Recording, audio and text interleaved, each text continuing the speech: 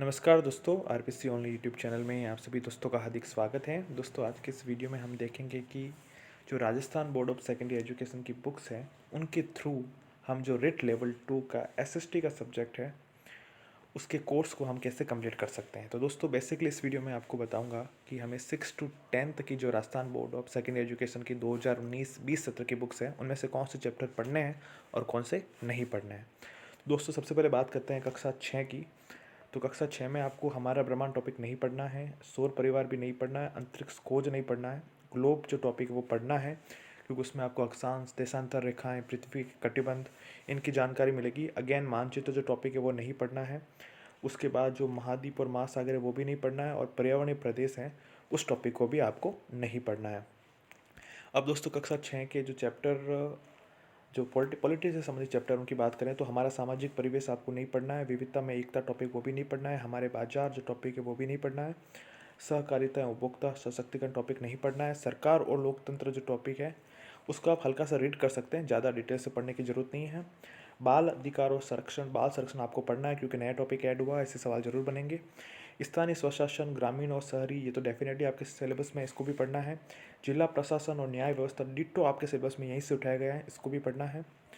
इसके अलावा दोस्तों, इतिहास के पोर्शन की बात करें कक्षा 6 की, तो हमारा अतीत आपको पढ़ना है। इसमें आपको सिंधु सभ्यता, वैदिक सभ्यता की थोड़ी जानकारी मिलेगी। वैदिक सभ्यता की डिटेल से जानकारी आपको वैदिक सभ्यता का अलग से टॉपिक उसमें मिलेगी, वो पढ़ना है। महाजनपद जो नया सिलेबस में ऐड हुआ उसको, चैप्टर 18, इसको भी पढ़ना है।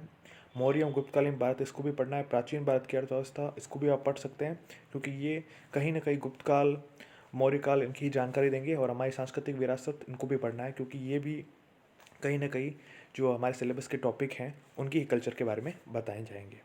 उसके बाद दोस्तों बात करते हैं कक्षा 7 की। तो कक्षा 7 में हमें जैवमंडल और भूदृश्य जो चैप्टर वो पढ़ना है। वायुमंडल और जलवायु ये भी पढ़ना है क्योंकि वायुदाब के बारे में हमारे सिलेबस में तो थोड़ी बहुत जानकारी इसमें मिल सकती है। इसके अलावा जल संसाधन पढ़ना है। भूमि संसाधन जो है, क्योंकि इसमें जो मृदा है वो हमारे सिलेबस में तो थोड़ी बहुत जानकारी मिल जाएगी, तो ये भी पढ़ना है। वन और वन्य जीव भी पढ़ना है, और ये सब टॉपिक पढ़ने हैं। इसके अलावा जो विभिन्न परिवेशों मानव जीवन फर्स्ट और सेकंड जो टॉपिक है वो नहीं पढ़ना है। कक्षा 7 के सामाजिक और राजनीतिक जीवन की बात करें दोस्तों, तो इसमें जो चैप्टर 8 है, समाज और हमारा दायित्व नहीं पढ़ना है। लोकतंत्र और समानता नहीं पढ़ना है। लैंगिक समझ और संवेदनशीलता नहीं पढ़ना है। राजस्थान का सामाजिक, आर्थिक और प्रौद्योगिक विकास, इसको भी नहीं पढ़ना है। राज्य सरकार पढ़ना है। सरकार और लोक कल्याण, इसको भी पढ़ना है क्योंकि विकास और आर्थिक योजनाएं हमारे सिलेबस में है, तो थोड़ा बहुत इसमें जानकारी मिल जाएगी। और संचार माध्यम और लोकतंत्र, इसको आपको नहीं पढ़ना, यानी कि आपको इसमें से सिर्फ जो चैप्टर है राज्य सरकार और लोक कल्याण, ये 2 चैप्टर ही पढ़ने हैं। इसके अलावा दोस्तों, कक्षा 7 के इतिहास की बात करें तो वृत्तर बात हमारे सिलेबस में उसको पढ़ना है। हस्तकालीन व बाद का भारत, ये भी पढ़ना है। राजस्थान एवं दिल्ली संतलत जो है वो भी पढ़ना है। राजस्थान के राजवंश मुगल, ये भी पढ़ना है। कला स्थापत्य पढ़ना है। भक्ति और सूफी आंदोलन जो हमारे सिलेबस में स्पष्टली मेंशन है वो पढ़ना है। और लोक संस्कृति, ये टॉपिक भी हमें पढ़ना है। उसके बाद बात करें दोस्तों कक्षा 8 की, तो कक्षा 8 में हमारा भारत हमको पढ़ना है। राजस्थान एक सामान्य परिचय, ये भी पढ़ना है। जल संसाधन पढ़ना है क्योंकि जो नहरें हैं, नदियां हैं, नदी घाटियां हैं, इनके बारे में पूछा जाएगा, तो वो आपको पढ़ना है। भूमि संसाधन और कृषि पढ़ना है। खनिज और ऊर्जा संसाधन पढ़ना है। औद्योगिक परिदृश्य पढ़ना है। जनसंख्या भी सिलेबस में, उसे भी पढ़ना है। पर्यटन और परिवहन, ये भी सिलेबस में, तो इसे भी पढ़ना है। उसके बाद दोस्तों, कक्षा 8 के सामाजिक और राजनीतिक जीवन की टॉपिकों की बात करें तो जो चैप्टर 9 है, समकालीन भारतीय समाज, वो नहीं पढ़ना है। सामाजिक न्याय हमारे सिलेबस में, उसको पढ़ना है। विकास की अवधारणा, वो भी पढ़नी है। हमारा संविधान पढ़ना है। हमारे मौलिक अधिकार एवं कर्तव्य पढ़ना है। संघीय सरकार पढ़ना है। कानून एवं भारतीय न्यायपालिका को पढ़ना है।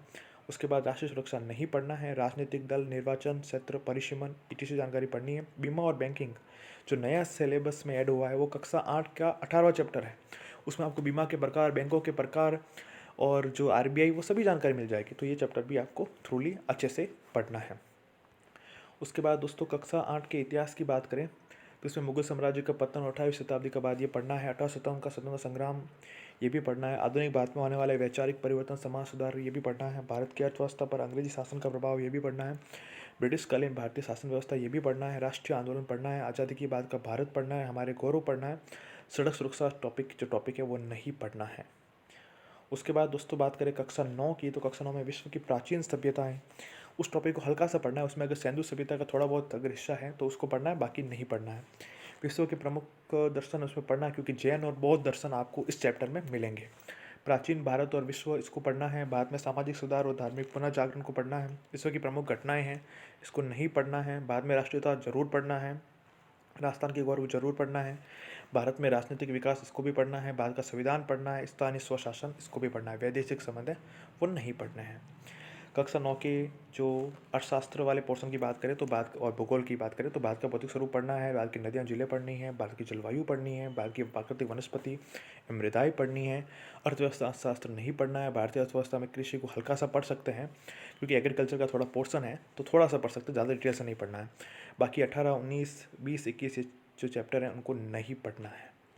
उसके बात करें दोस्तों कक्षा 10 के, तो कक्षा 10 में स्वर्णिम जो भारत हैं प्रारंभ से 1206 ईस्वी तक यानी बृहत्तर भारत तक, इसको पढ़ना है। उसके बाद संघर्षकालीन भारत जो है 1206 से 1757 तक, उसको भी देखना है। अंग्रेजी साम्राज्य का प्रतिकार और संघर्ष, इसको भी पढ़ना है। विश्व इतिहास नहीं पढ़ना है। लोकतंत्र जो है उसको भी नहीं पढ़ना है। उसके बाद जो केंद्र सरकार और राज्य सरकार हमारे सिलेबस में स्पष्ट मेंशन है संघीय सरकार और राज्य सरकार के रूप में, तो इन दोनों को पढ़ना है। उसके बाद बात करें दोस्तों 8वें चैप्टर की, तो ये राज्य सरकार पहले ही कह चुका हूँ पढ़ना है। जल संसाधन पढ़ना है। भारतीय कृषि पढ़ना है। खनिज व ऊर्जा संसाधन पढ़ना है। वीर निर्माण उद्योग पढ़ना है। मानव संसाधन भी सिलेबस में मेंशन, उससे भी पढ़ना है। परिवहन एवं संचार है सिलेबस में दे रखा, उससे भी पढ़ना है।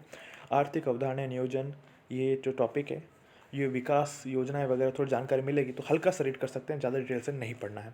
भारतीय अर्थव्यवस्था की विशेषताएं नहीं पढ़ना है। भारतीय अर्थव्यवस्था के समक्ष चुनौतियाँ, ये भी नहीं पढ़ना है। और मुद्रा एवं वित्तीय संस्थाएं में अगर आरबीआई दी हुई है और जो आरबीआई की जो नीतियां हैं उसके बारे में दिया हुआ थोड़ा सा देख सकते हैं। उपभोक्ता एवं विधिक जागरूकता तथा सूचना का जो अधिकार है उसको नहीं पढ़ना है। सड़क सुरक्षा नहीं पढ़ना है। स्वच्छता एवं ठोस कचरा प्रबंधन को नहीं पढ़ना है। तो दोस्तों इस वीडियो में इतना ही। आप देखेंगे कि अगर आप इन चैप्टर्स को पढ़ लेते हैं कक्षा 6 से जो 10 तक की आरबीसी बुक्स, इनको पढ़ लें तो आपका जो सिलेबस है जो एसएसटी का, जो आपको बहुत बड़ा लग रहा है, और यहीं से सवाल पिकअप होंगे, किसी गाइड से नहीं आएंगे, यहीं से सवाल ज़्यादातर पिकअप होंगे। तो ये पढ़ लेते हैं तो आप अपने सिलेबस का 80 से 85% से आराम से कर लेंगे। बाकी कुछ 1-2 टॉपिक जो बच जाएंगे वो आप गाइड से बैकअप के रूप में कवर कर सकते हैं। तो दोस्तों इस वीडियो में इतना ही। होपफुली ये वीडियो आपके लिए ज्ञानवर्धक होने के साथ साथ उपयोगी होगा। इस वीडियो को सुनने के लिए आप सभी दोस्तों का बहुत बहुत आभार, बहुत बहुत धन्यवाद।